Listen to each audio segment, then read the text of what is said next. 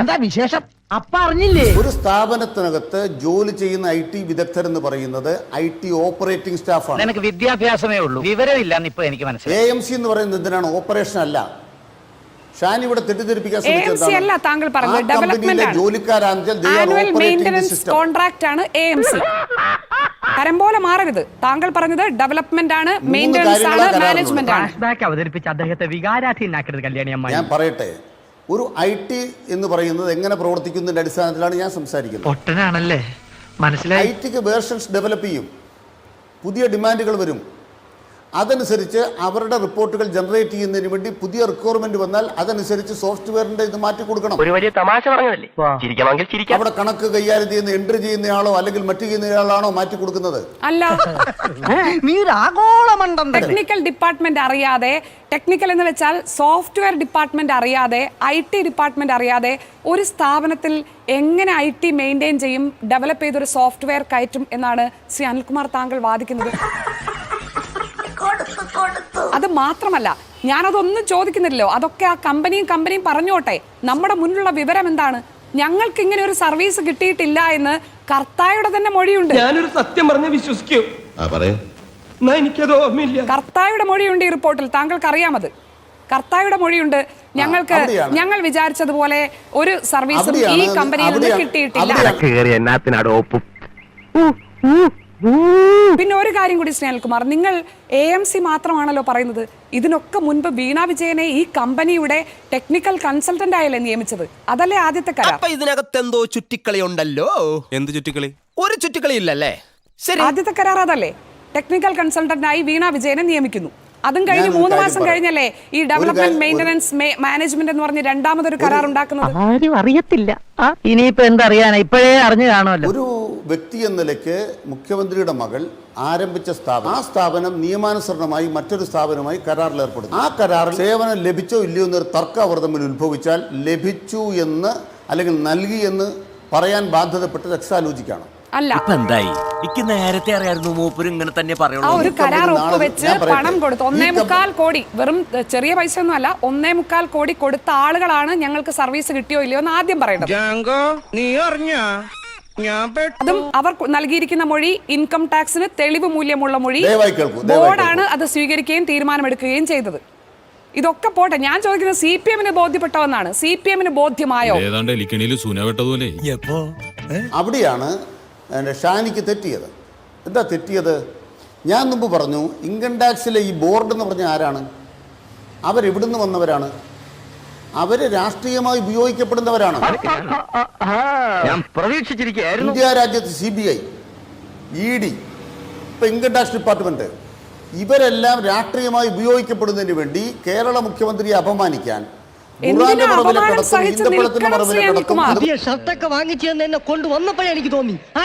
ഈ സർവീസുകളെല്ലാം കൊടുത്തതാണെന്നും ആ കമ്പനിയുമായി ഒരു പ്രശ്നവുമില്ലെന്നും ഒരൊറ്റ വാർത്താക്കുറിപ്പിറക്കിയാൽ തീരുന്നതല്ലേ ഈ പ്രശ്നം? നിന്നെ ഇതിനൊന്നും കൊള്ളുകയില്ലെന്ന് നീ വീണ്ടും വീണ്ടും തെളിയിച്ചിരിക്കുകയാണ് എന്റെ വിജയം. ദയവായി കേൾക്കൂ. ആ കമ്പനി എന്ന് പറയുന്നത് വ്യക്തിപരമായി പ്രവർത്തിക്കുന്ന എക്സാലോജി കമ്പനിയാണ്. ആ കമ്പനി നടത്തിയ ഇടപാടുകളെ കുറിച്ച് മറ്റൊരാൾക്ക് പറയാൻ അവകാശമില്ല. സമ്മതിക്കണം. നിന്റെ വായിൽ എങ്ങനെയാടാ ഇത്രയും പെട്ടെന്ന് ഇത്രയും വലിയ നുണകൾ വരുന്നത്? CPM സംസ്ഥാന സെക്രട്ടേറിയറ്റിന്റെ ഭാഗമായി പ്രവർത്തിക്കുന്ന കമ്പനി അല്ലല്ലോ എക്സാലോജിക്. ശ്രീ അനിൽകുമാർ, നിങ്ങൾ സെക്രട്ടേറിയറ്റിന്റെ വാർത്താക്കുറിപ്പിൽ ആ കമ്പനിക്ക് വേണ്ടിയല്ലേ വാദിച്ചത്? പ്രശ്നമാക്കണ്ടെന്നോ? ഇത്തരം നിരുത്തരവാദപരമായ നടപടികളാണ് താല്പര്യം തുടക്കം വെക്കുന്നത്. അവിടെയാണ് ഞങ്ങൾ കോടിയേരി ബാലകൃഷ്ണന് വേണ്ടി വാദിച്ചിരുന്നോ? കോടിയേരിയുടെ മകന് വേണ്ടി വാദിച്ചിരുന്നോ? കോടിയേരി ബാലകൃഷ്ണൻ അവധിയെടുത്തപ്പോൾ നിങ്ങൾ എന്താണ് കോടിയേരി ബാലകൃഷ്ണനെ കുറിച്ച് നിങ്ങളെ അങ്ങനെ ഒരു നിവൃത്തികളിലേക്ക് സഖാവ് കോടിയേരി ബാലകൃഷ്ണൻ എത്തിച്ചിരുന്നില്ല ശ്രീ അനിൽകുമാർ. ഏതായാലും കള്ളി വെളിച്ചത്തായി. ഇനി എന്തിനാ സുഖി ഒളിച്ചു കളി? ഉള്ള കാര്യം തുറന്നു പറഞ്ഞാട്ടെ. അദ്ദേഹം വ്യക്തമായി പറഞ്ഞിരുന്നു, എന്റെ മകൻ ഒരു വ്യക്തിയാണ്, മകന്റെ പേരിൽ എന്ത് ആരോപണം ഉയർന്നാലും എന്ത് ക്രമക്കേട് നടന്നിട്ടുണ്ടെങ്കിലും മകൻ മറുപടി പറയേണ്ട കാര്യമാണ്, ഞാനോ എന്റെ പാർട്ടിയോ മറുപടി പറയേണ്ടതല്ല എന്ന്. അദ്ദേഹം ഒരിക്കലും പാർട്ടിയെ കൊണ്ട് മറുപടി പറയിച്ചിട്ടില്ല. എല്ലാം ഇയാൾക്കറിയാം.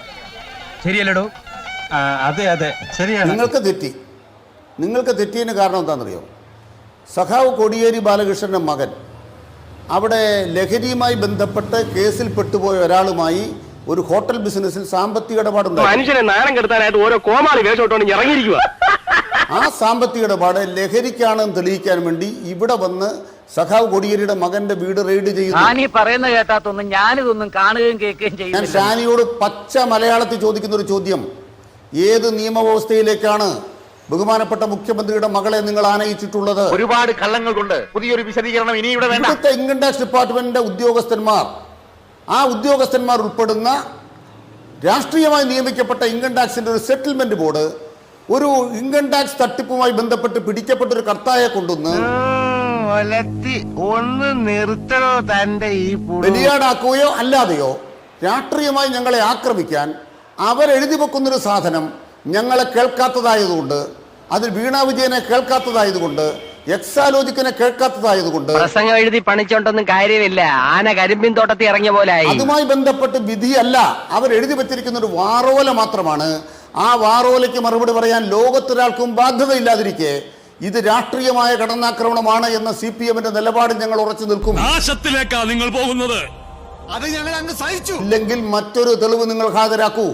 ലോകത്ത് തട്ടിട്ട് തുള്ളിയാലും, നിങ്ങൾ ആരൊക്കെ തട്ടിട്ട് തുള്ളിയാലും ഒരു ചുക്കും ഹാജരാക്കാൻ പറ്റാത്ത വിധം സംശുദ്ധമായ പൊതുജീവിതമാണ് സഖാവ് പിണറായി വിജയൻ നയിക്കുന്നതെന്ന് ഞങ്ങൾക്കുള്ള ബോധ്യം. ആ ബോധ്യം CPIM-നുണ്ട്. ഒരിക്കലും നിങ്ങൾ വേട്ടയാടിയാലും തകർക്കാനാവാത്ത കരുത്താണ് സഖാവിനുള്ളത്. എന്താ ചിരിക്കുന്നത്? അല്ല, നിന്റെ തമാശ എനിക്ക് ഇഷ്ടായി. കൈതോലപ്പായുമായി ഓടിപ്പോയവരെ പോലെ ഇത് അവസാനത്തെ വണ്ടിയാണ്. ഇനി ഈ വർഷം വേറെ പാട്ട് മത്സരമൊന്നുമില്ല. ഇത് അവസാനത്തെ പാട്ട് മത്സരമാണ്. ഈ പാട്ട് മത്സരത്തിൽ നിങ്ങൾ പരാജയപ്പെടുക തന്നെ ചെയ്യും. പറ്റിപ്പോ മായമോ ഇല്ലാത്ത നല്ല കീർത്തിയം കക്ഷികളാ. ഈ പാട്ട് മത്സരങ്ങൾ ഒരുപാട് വന്നിരുന്നു, പക്ഷേ മത്സരത്തിൽ പങ്കെടുക്കേണ്ടവർ അവിടെ ഒന്നും വന്നില്ല. ശ്രീമതി സ്വപ്ന സുരേഷിന്റെ ആരോപണം ഇപ്പോൾ ഒരു കൃത്യമായി അർദ്ധ ജുഡീഷ്യൽ സ്ഥാപനം ആയ, അതും അപ്പീലില്ലാതെ അംഗീകരിക്കേണ്ടി വരുന്ന തീർപ്പിലാണ് ഈ കരാറും ഈ രേഖകളും ഒക്കെ വരുന്നത്. അവിടെ ഒന്നും ആരും മിണ്ടുന്നില്ല. ശ്രീ അനിൽകുമാർ, ഒരു മറുപടിയിലൂടെ ഒക്കെ തീർക്കാവുന്നതേ ഉള്ളൂ. പാട്ട് മത്സരം എന്നൊക്കെ ഒഴുക്കിൽ പറഞ്ഞു പോകുന്നത് പോലെ ഒരു താങ്കൾ തന്നെ പറഞ്ഞു വീണ വിജയനെ കേട്ടില്ല എന്ന്. അപ്പോൾ വീണ വിജയനെ കേൾക്കേണ്ടത് അത്യാവശ്യമാണ്. എക്സാലോജിക്കിന്റെ വേർഷൻ എന്താണെന്ന് കേൾക്കേണ്ടത് അത്യാവശ്യമാണ്. അങ്ങനെ നിങ്ങൾ ജീവിക്കാൻ ഞങ്ങൾ സമ്മതിക്കൂല. സമ്മതിക്കോ? ഇല്ല. അദ്ദേഹം അത് പറയാൻ അല്ലാത്തത് കൊണ്ടല്ലേ നിങ്ങൾക്ക് വന്ന് ഒന്നും അറിയാതെ ഇങ്ങനെ വാദിക്കേണ്ടി വരുന്നത്? നിങ്ങൾക്കും അറിയില്ലല്ലോ എന്താണ് സംഭവിച്ചത്. എന്തായി കമ്മ്യൂണിസ്റ്റ് പാർട്ടിക്ക് ഒളിച്ചു പോകേണ്ട ഒരു കാര്യമില്ല. ഞങ്ങൾ ഒരിക്കലും ഒളിച്ചു പോകുന്നില്ല. നിങ്ങൾക്കാണ് ഒളിച്ചു പോകേണ്ടി വന്നത്. അതിന്റെ ഉദാഹരണം ഞങ്ങൾ ആരും ഒളിച്ചോടുന്നില്ല. ചോദ്യം ഉയർന്നു കഴിഞ്ഞാൽ ആ ചോദ്യത്തിന് ഉത്തരം ഉണ്ടാകണം. ശ്രീ അനിൽകുമാർ, ഈ കേസിൽ എന്തായാലും എക്സാലോജിക്കിനെതിരെയുള്ള തീർപ്പല്ല, CMRL-നെതിരെയുള്ള തീർപ്പാണ്. CMRL-ലുമായുള്ള സെറ്റിൽമെന്റ് ആണ്.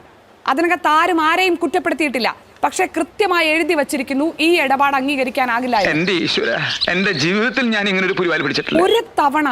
ഒരേ ഒരു തവണ ഈ വാദങ്ങൾ തെറ്റാണെന്നും അങ്ങനെയല്ല കൃത്യമായ നടന്ന ഇടപാടാണ് ഇതെന്നും ഇതിനകത്ത് ഒരു പ്രമുഖ വ്യക്തിയുടെയും ബന്ധമില്ല എന്നും ഒരു തവണ വിശദീകരിക്കപ്പെടണ്ടേ ശ്രീ അനിൽകുമാർ? അപ്പോ നാളെ നേരത്തെ തന്നെ ഇങ്ങോട്ട് എത്തണം കേട്ടോ. ശരി.